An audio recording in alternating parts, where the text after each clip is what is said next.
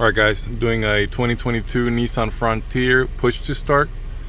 Doing a Lytx camera. So take off the kick panel. There'll be this plastic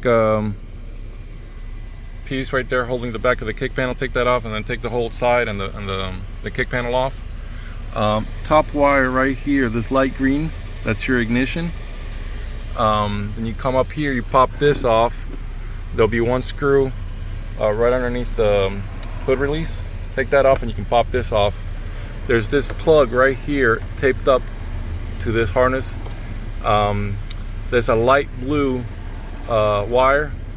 I already cut it. That has constant on it. So with Lytx you got a butt connect. So I just cut it and like I said, it's not hooked up to anything, but that's your constant.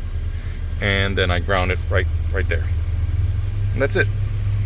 I guess that'll work if you're doing an alarm too. You can just posi tap right there and posi tap down at the bottom in the kick.